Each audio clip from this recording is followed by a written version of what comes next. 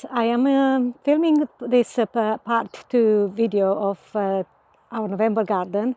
In the same day I filmed part 1, but a bit later in the day because I had some jobs that I needed to do. But I'll turn the camera around and I show you what I've been up to this morning, and then we'll go into the rest of the garden and show you what else we have happening here in our Highlands of Scotland garden. So let's have a quick look to see what I was up to this morning. So here we go. This is my own willow that I grew from my own cuttings that I bought about 6 years ago. Kept them in the pots until we moved here 5 years ago. And I've got so many beautiful varieties. I think this one is European blue. I've got one called nigricans or something like that. And I have a few other varieties with yellow stem and red stem, and I'm using this. Some of them have catkins. Look at that, they already have the catkins buds formed on them for next spring. So I didn't cut very much out of this one because I want to have some catkins as well. So I cut the willow, and this is what I do with it here on our trailer. Look at that. So these are wreath frames. So in December, end of November into December, I make a list about, I have workshops, and then also I take orders for wreaths from people, and this is helping me to pay my bills in the winter time. So I made 20 wreath frames this morning, and I have harvested some more willow to make some more this afternoon, but I thought I'll have a break and I'll take you around quickly around the rest of the garden and show you what else we have happening here in our garden since we moved 5 years ago. I'm sitting here by our garage, and here by the garage I have 4 pear trees and a plum tree. The pear trees are trained in a columnar style, so I'm growing them at an angle, as you can see, and I'm keeping them into a quite small tree, but very productive. There will be lots of flower buds growing on these pear trees, and will produce a good amount of pears. I have conference Duyen de Comis and Beurre Blanc or Beurre something, and the plum tree, I don't know what variety it is because a friend gave me one that she had in a pot. The plum tree is really going absolutely mad, but it's trained as fan, as you can see, and it's filling this space here at the end of the pear trees. Then obviously we have our tap for watering and a few pots here by the drive, and then this is our drive, and I have a few pots with some summer interest. Some of the plants have gone over, and that plastic tub I need to move because it's not very nice there. Here by this birch tree that we took away, it was dripping sap from it all the summer on the top of the car, and it was making the car very sticky, so we decided to take it out. I made a lovely wee bed here with some hebe, a nice hebe, a nice helianthemum, pink angel, a lovely double pink, and there's some muscari here. There's a lovely fuchsia, a berberis, it's supposed to be a small one, and another hebe here. Again, I don't know which variety, and I have a lovely geranium called Dusky Krug, I think. And then we have a fence here to keep the rabbits out and the deer. And then this arch I'll put a picture of it from the summer. It looks absolutely fantastic with the golden hope on it in the summer months. And the arch is just an old polytunnel frame, buried fixed it to the ground, and then the hope grows up on it, and I really enjoy looking at it when we come home and it welcomes up. Oh my goodness, I just saw a dragonfly. Where did it go? They're so fast. Oh, there it is. Oh, it's by the barrels here, look. It stopped on the barrel there. Let me see if I can zoom in. Can you see it? Look. Fabulous dragonfly. How lucky am I? I mean, it's the beginning of November, and we have I think it's about 15 degrees today, really nice and warm. Oh, it took off. That was lovely, wasn't it? What a lovely surprise. So there we are. All sorts of nice insects come in the garden even at this time of year. This is a few self-seeders here that I left them because they have nice interest and nice seed heads. An agastache, and this is Euphorbia golden foam. I just love that Euphorbia. It's a biennial and it self-seeds around the garden. Easy to pull out if you don't want too much of it. Oh, sorry, my headphones fell out. I forgot to say I'm using these headphones today because I have a speaker. So this is a Tropiolum. It's a bulbous type Tropiolum. I think it's Ken Ansley or something like that. I'll put the name on the screen because I do not remember exactly the variety name. And then we have a gate here to go in. This hedge we took out because it was full of dead wood. There's a lot of dead in it and it just looked not very nice. So that's coming out. It came out. We kept the stems of the hedge until we managed to put some posts in and get some new fencing up to keep the deer out, because the deer can come out from the fields. As you can see beyond us, there's fields, and jump into the garden and eat all my precious plants. So we still need to do that. So this area of the garden, it's a lot of work in progress, and I need to move somewhere so you can't see my shadow so much. This area where I'm standing is quite a new planting, so there's not very much happening, but there's a few calendulas and some linaria, and I planted two lovely stripy leaf plant there. It's an eryngium agalifolium Cizik purple, a really nice eryngium that I want to be able to grow in this garden. It's quite tender, so I'm hoping it's gonna survive under the canopy of this majestic pine tree, because it protects it from the harsh frosts, and it is south facing. So basically gets the sun all day, so hopefully they'll be all right. Look at this, Malva sylvestris, self-seeded, flowered earlier in the summer, but then look at that, this is coming back into bloom, just because it's been so mild. I also have here in the back garden another one of those Aster Ezo Murasaki that I had in the front garden, and I got some lovely Rudbeckia still looking okay, and some Penstemon. And my lovely wallflower, Erysimum Balls Mauve. This is basically a plant that flowers all year round. So it's very good value for money if you want something that flowers for a long time. And this bit here where I'm standing, and it's got a line of shrubs, also was a hedge. So we took the hedge out and I planted a few things in here. I kind of wanted to make like a hedge out of hydrangeas. So I have several hydrangeas here. 1, 2, 3, believe it or not, there's one under there, 3, 4 hydrangeas. And I also have my handkerchief, Davidia. Is it Davidia involucrata? Anyway, it's a beautiful tree that hopefully will give me some fabulous handkerchief bracts that are very specific of that plant. This area is more of a cut flower garden. It's all just some messy looking beds at the moment. Nothing much happening apart from this fabulous Astroemeria, which, look at it. I've got 3 clumps of it, absolutely huge. And it's full of these beautiful flowers. And also there's my hot chocolate rose, which is not very healthy, but it's got 2 flowers. Ageratum here, and some Daucus carota flowering out of season. But the Astroemeria is what I wanted to show you. I mean, I'm going to get a few blooms out of this. I'm going to have to pick these ones and put them in a vase. I also have a Hydrangea Annabelle there. And that's my potting bench. That's where I do all my nursery work. Because over here, this is all the plants that we have for sale. I propagate, and this is plants that I'm going to overwinter and have ready for sale next spring from our nursery. And look at this. Isn't this glorious for this time of year, this shrub? It's Spirea.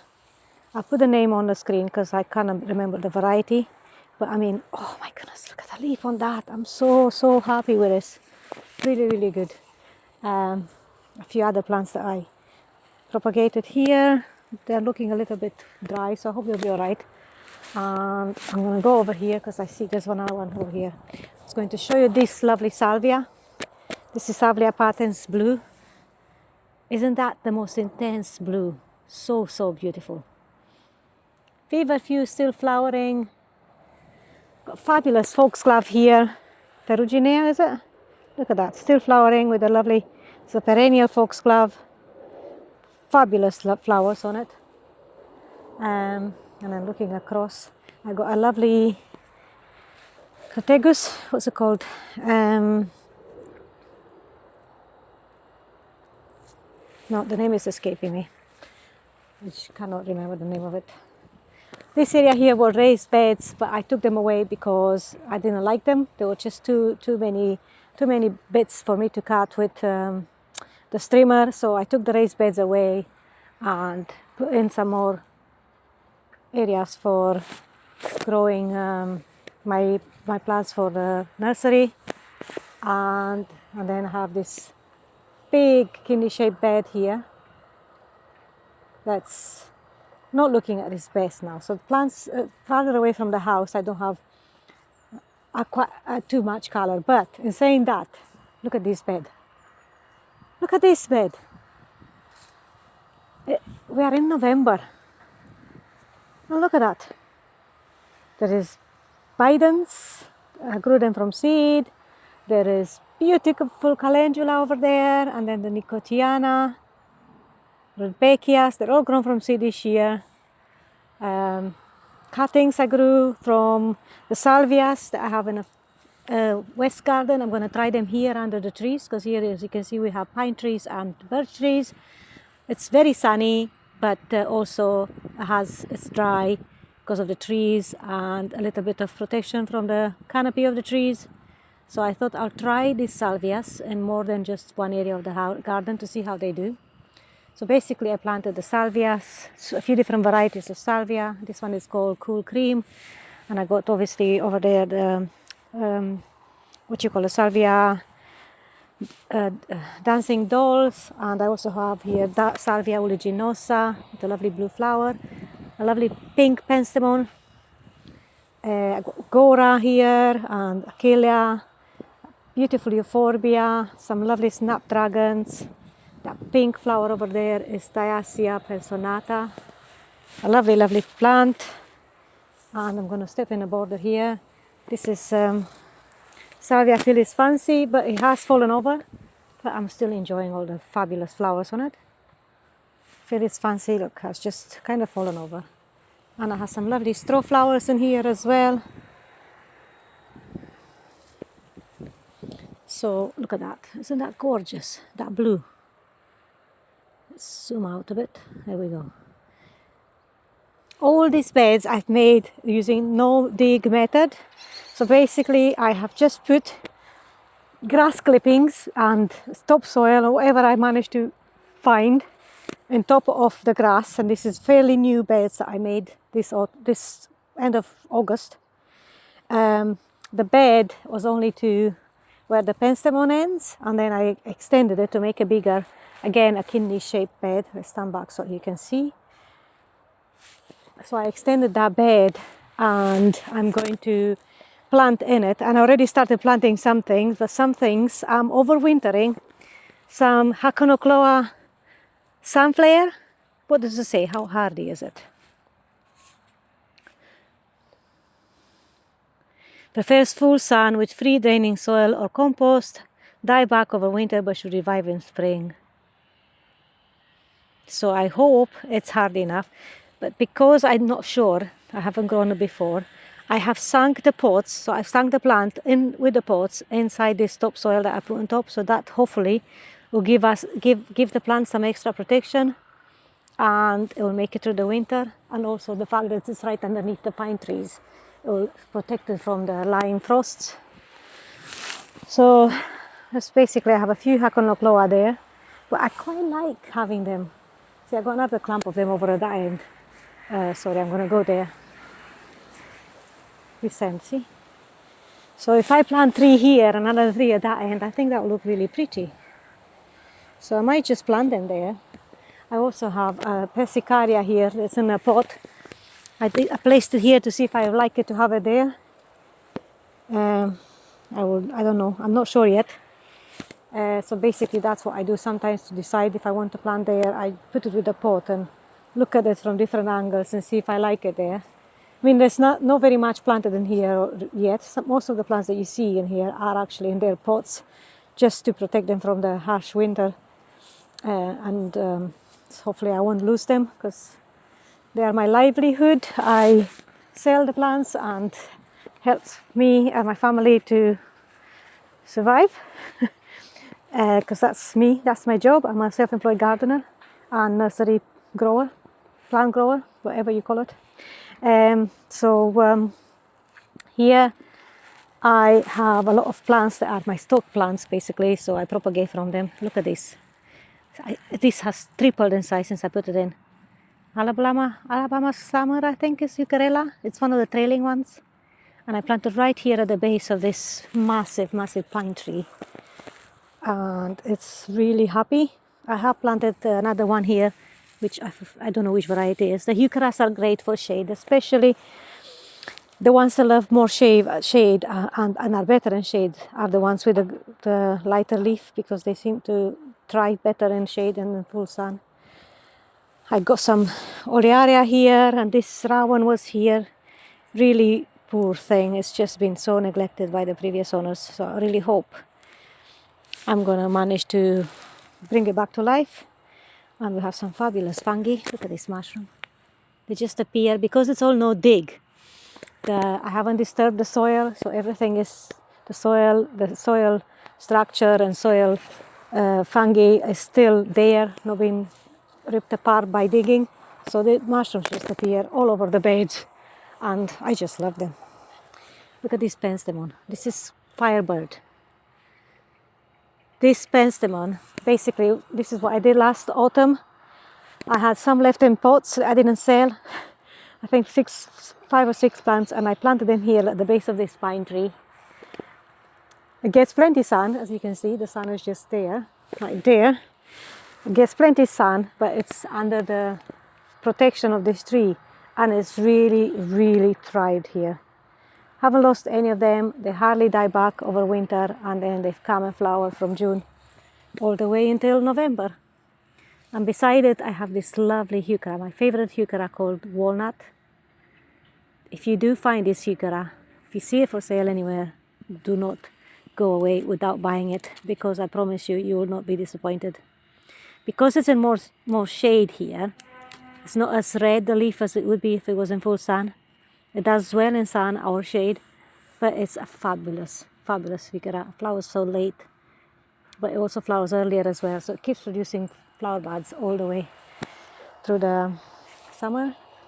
We'll go back and show you a bit this bed. I have some dahlias here that are still flowering. That's David Howard and Dahlia My Love, the white one. And there is some Verbena rigida here with a self-seeded salvia, clary sage, and the lovely Persicaria amplexicalius, orange fields. One of the best Persicarias in my opinion. And then we're looking back through our beds.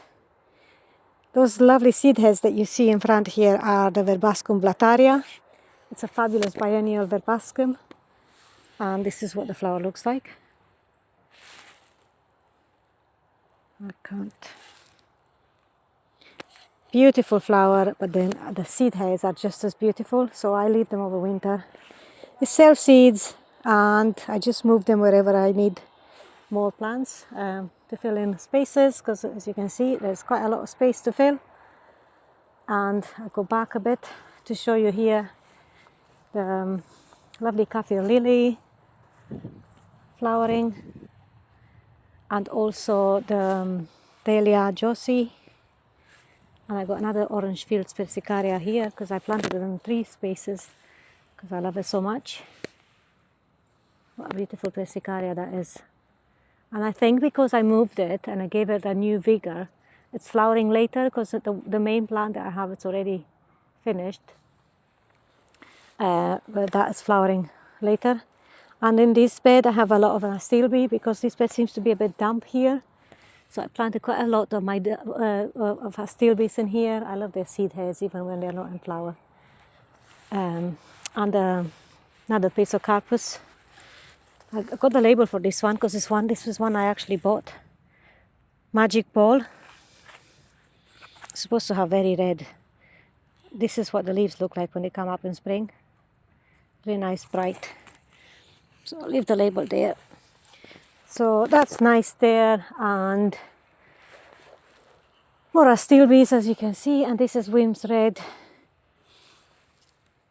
hydrangea, and another lovely seed head there, and yeah, a few annuals that I popped in, the lovely Panicum sprinkles, and I have a digitalis here that I'm going to try and see if it overwinters. It's one I bought this year, so I'm not sure how hardy it is. But let's go back. Oh, I need to mention this. This is Alonsoa Rebel. So this is all, I had this whole bed of them here last year, well, the whole area, big clump of them. And they self-seeded, and this is what the results are from the self-seeding plants. They just popped up quite late, but they're adding this lovely late color. So sometimes I need to remember to sow things a bit late. And look, it has crossed. This has crossed. I got another one called Peachy in the garden. But this is not the same as the one I have called Peachy. So this is a cross between Peachy and Rebel. And I love that color. I wonder if it'll set seed in time. So beautiful, isn't it? Penstemon there. More Verbena. Rigida. Lots of spring flowering plants around here as well. So basically I try and plant all over the garden. Mixture of colors and textures to give me interest all year round, or from very early in the spring. All these penstemons I don't cut back until springtime. I let all the growth on them to protect the plant from harsh frosts. This is another kidney shape, so I have 1, 2, 3. This bed I'm going to change. I'm going to make it like a kidney shape as well. So I'll have 4, 5 kidney shaped beds basically in this space at different angles. This is again one that I extended, so it's not finished, it's not fully planted, because it was planted basically just to this edge here, and I extended it to make it bigger and make it more of a like a design, proper design space, rather than just tiny little beds here and there and everywhere. So this is all work in progress. Again, all no dig. I've just put soil on top that we had down at the bottom of the garden there, from collected leaves and collected vegetation from our garden, and I've just gathered all that and put it on top of the soil. It's not very well rotted yet. Look, it's still got bits in it, but that's fine, because by by springtime, this is going to be mostly composted, and we'll leave a little mulch on top, and I'll just move this to the side like so. Take the plant and put it in that hole, and then put the soil around it. And then the plant will find its own way through the grass, because the grass is still underneath. I have not lifted the turf here at all. It's all there, just planted through it. As you can see, I already started planting some plants. Got some ornamental grasses. Because when you try to design a new bed, the best thing to do is, especially if you want naturalistic planting, is plant your grasses first and then your perennials. So that's what I've done.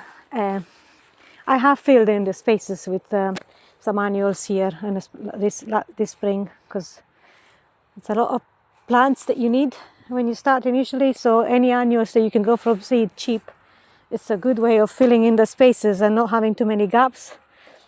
And then you just add your perennials as you manage to get more and more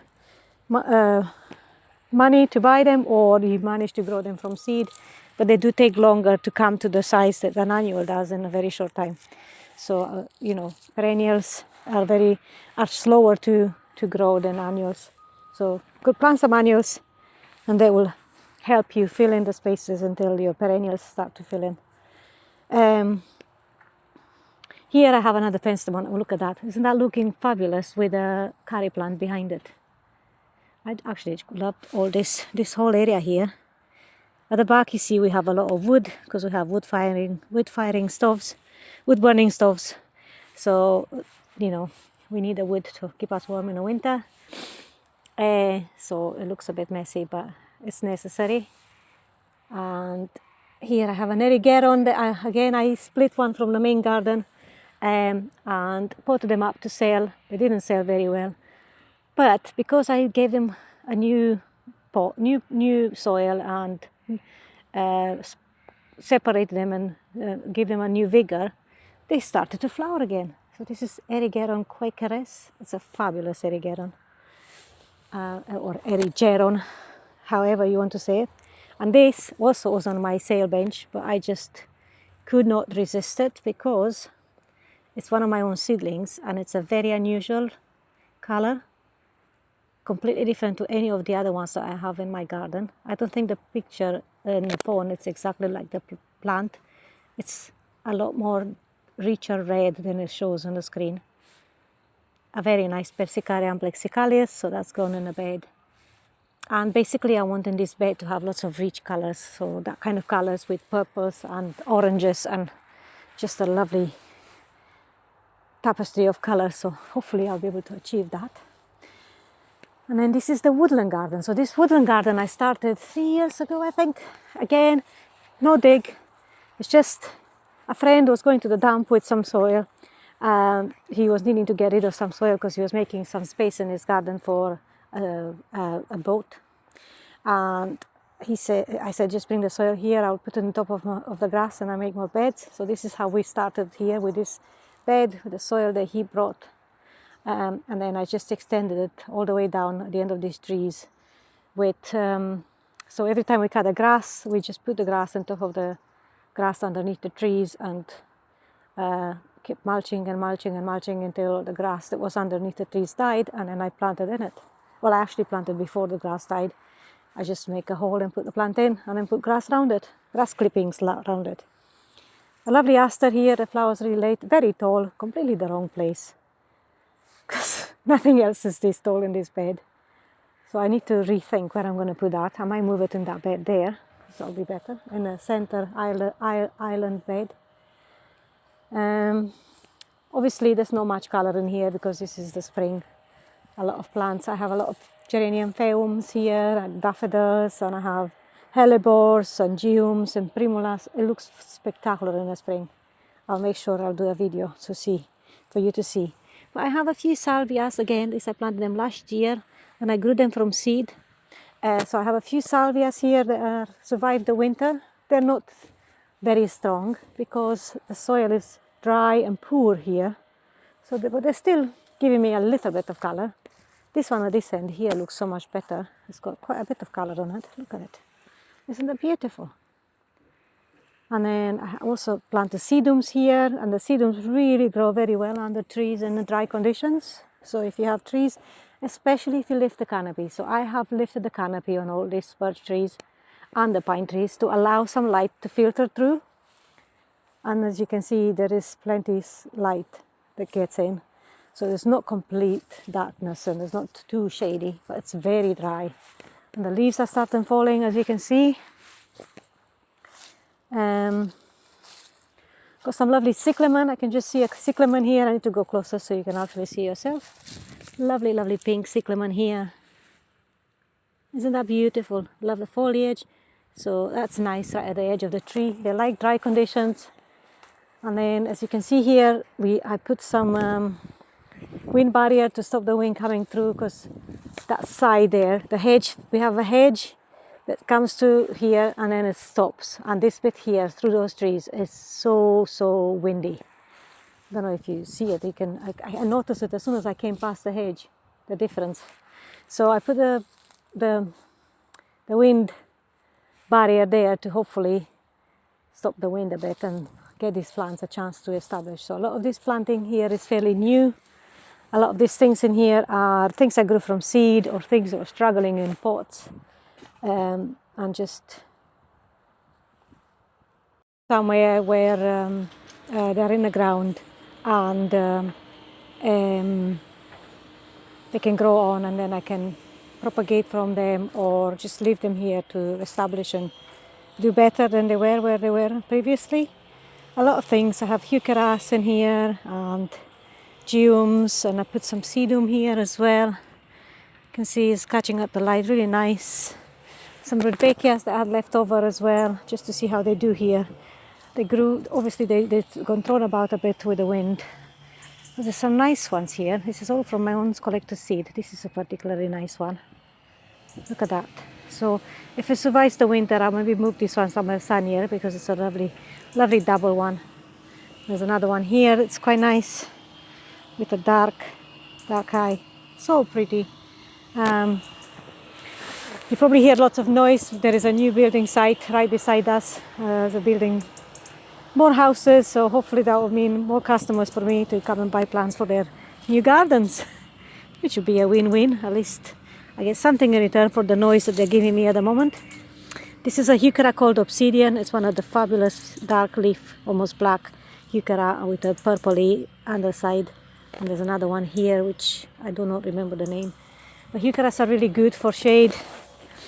I also have some honesty here, foxgloves, a lot of self-seeders, feverfew, hostas that already died back, geranium, epimediums, Milium of Fusum, some more Haconocloa that I planted in here, forget-me-nots, violas. I planted a few wallflowers here. It's flowering and there's more to come. And there's a nice heuchera here. I really need to come and do some maintenance here because I got some horrible sticky willy starting to germinate, and that is going to go everywhere if I don't deal with it. The leaves I'm going to leave on the border to protect the plants a little bit from frost. And I will turn around and we'll look back. The mound in the middle, that's our fire pit, so we burn a few of the branches that we cut from various shrubs and trees or cardboard and stuff like that. And here I planted some more hellebores, seedlings that I had, and there's a lot of debris, a lot of leaf litter. Now turning around on this side, I have made a dead hedge to protect my dahlias, because down here I have a whole bed of dahlias which I started to clear away more, and I'm planning to complete these dahlia beds and plant more down here. And I'm hopeful to make this dead hedge a bit taller. As you can see, it's maybe not quite tall enough to give the dahlias more shelter, because they really got ripped with the winds we had this summer here. And I'm planning to dig some up and move them, but not just now. I'm going to move them in the springtime. I'm going to leave them in the ground just now, and I'm going to mulch them with the leaves that I'm going to collect from all those trees. And I also got some straw, and leave them in the ground. And then next spring, I already made a video to tell me which rows I want to take out, just so I'm able to walk in between them a bit better.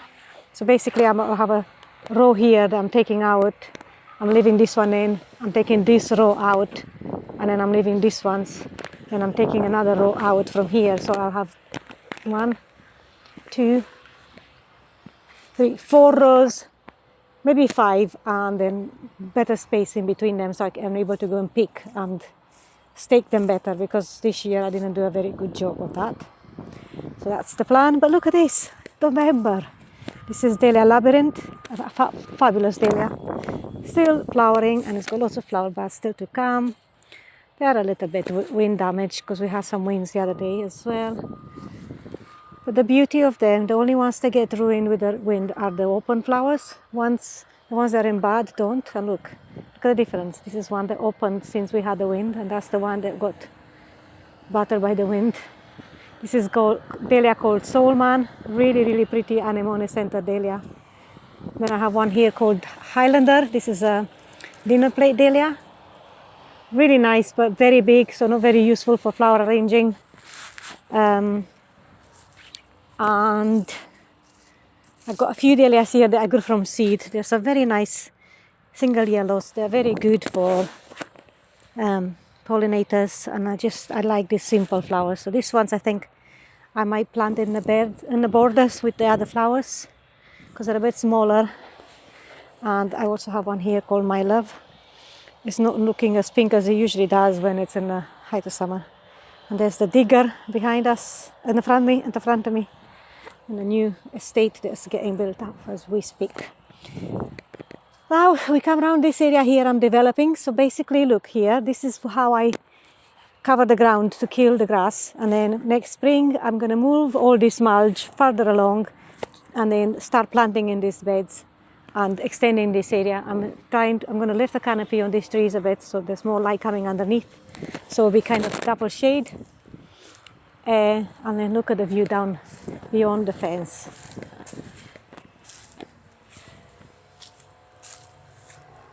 That's the sea. We are here on Murray Firth near Fort George, Highlands of Scotland. And that coast that you see, it's on the Black Isle. So we are really blessed to live in this beautiful part of the world. And I am really blessed to have a garden as big as this one, so I can grow all the lovely plants that I'm so passionate about. So I'm going to keep you updated in all these developments here, because as I said, this is just work in progress. There's a lot of work that still needs done in here. So hopefully you'll come along and see what I'm up to. This is my wildflower meadow, so I have yellow rattle in here, and it's really worked an absolute treat. Since I put the yellow rattle in here, the grass is growing very weak. And in the yellow rattle, in the grass, I have planted eucalyptus. I grew from seed, so I have 5 eucalyptus here. There's actually 2 seedlings there, but I planted them together. So I have 1, 2, 3, 4, sorry, 4, not 5. 4 eucalyptus that I'm planning to grow for my flower arranging, especially wreath making workshops that I do. So they hopefully will give me lots of foliage for my wreath making workshops. And I planted, look at this, Lychnis coronaria. This is a thug in your garden, but in the meadow it grows really well. There's some scabiosa here. There's some asters, some hypericum, and things that just are thugs in the borders. I have planted them in here. I've got a buddleia that I rescued from the cell-seeded in another area of the garden. It's not doing great, but I gave it some manure, so hopefully it will start growing a bit better. So it's just going to be kind of a wild border here. And this bed is new, so this is all no dig again. And at the moment I have my stock plants on pallets, but I planted some nasturtium on top of the grass clippings and other bits and bobs that I had here, and some rudbeckia. Look at them, and they're looking fabulous. Beautiful rudbeckia hirta, all grown from my own seed. I planted a rowan tree here as well. I believe this is the one with the pink berries. And I have planted a Weigela. So I was going to plant this to have like a shrub border. So in the meantime, I'm just covering the ground so no weeds grow. So I planted a Weigela, a rowan, an Olearia macrodanta. I have a plum tree, so this is proper plums, and I have some roses down here. And obviously all these annuals. And what else did I plant? A wee salvia here to see how it does. Salvia, I think it's shrub salvia type. And then I have a lovely delivery of manure, so that's my manure mound. And on it I have placed some plants that are a bit tender, so in order to overwinter them. So I have, believe it or not, hellebores in pots don't do very well here, so I sunk them in the manure to keep them warmer. I've got diorama that I grew from seed. Again, I'm trying to overwinter them in the manure, so hopefully they don't die over winter.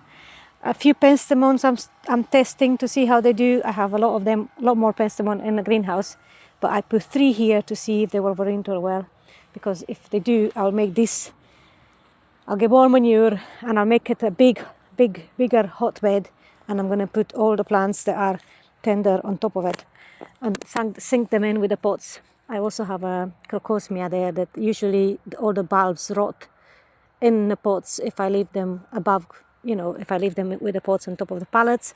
So I'm testing to see if they survive in manure, because this manure got really hot because it was fresh. So that's my, it's a work, it's just trying to see if it works. If it doesn't work, then at least I'll know. This is a lot of plants here that I've grown from seed. There's astrantias, there's wallflower that needs a drink. So I got here beside me. See, when the leaves are drippy like this, that means it needs a water. So I have a bucket here that I'm just gonna sit it in for a few hours, and then I'm gonna come and take it out and put it back on my bench. I have a phlox here also that needs water. These are all from my own cuttings, from seeds. Allium, Summer Beauty, I grown from seed. Persicaria, branches everywhere. I said Sanguisorba, got Saxifraga and Sempervirums and Nepeta, Astilbes, hardy geraniums, more Astrantias and Iris iberica, more Iris iberica, and some Primulas I grew from seed, phlox, ground cover phlox, Heucheras, Badlea, Violas, lupins, phlox, I said phlox, Leucanthemum, Hebe, there's Leucanthemum, there's a lovely phlox flowering now. That's phlox cocktail sherbet, a really interesting phlox. Let's go closer and show you. Look at that, isn't that gorgeous? Salvias, Chenolophium denudatum, this partially looking flower, it's got a lovely white flower, really nice, very good plant for naturalistic planting, similar to a cow partially. It's an umbellifer. This one, I've forgotten the name, Ceratula, something. Antriscus sylvestris, raven's wing, Pulmonaria, Dianthus, ornamental grasses, foxgloves, cuttings of my Lady in Red, Physocarpus, some Echinacea, more Astrantia, more Viola, Geum, more grasses and some Schimia there. And then looking through these trees, we have a path here going all the way up. And basically this is the woodland garden that is work in progress. So I hope you enjoyed this video. I'll take you here and I'll ask you a question. What do you think, guys? See, at the end of this bed, I have a lovely path on both sides. I'm just thinking right in the center there, it would be nice to have, my finger is in the way, but you know what I mean, in the center of my finger there, it would be nice to have something like a focal point. So please do let me know in the comments your suggestions, and I'll see if I can do something in that spot there to add a little bit of focal point at the end of this path. So turn around, just go around this way. This is my edger that I left. I'm very good at leaving the tools behind wherever I'm working, so I'm going to take it in just now. So we're going to go in and see what else I need to do. I made 30, almost 40 wreath frames today, so that's great progress. I'm almost there. I need to make another 40 at least. I'm really enjoying this bed just now. It's so lovely for this time of year. I mean, it's almost looking like summer beds. This is fabulous. This is not a tender, it's Plectranthus. But I have taken lots of cuttings, so I have lots of plants in greenhouse for next year. They grow incredibly big in one season, so it won't matter if I lose all these plants. Thank you so much for watching. I hope you enjoyed this garden tour, and yes, it's great fun to share with you what we're doing here, what I try to achieve, and I hope you enjoy watching. So thank you so much. Bye.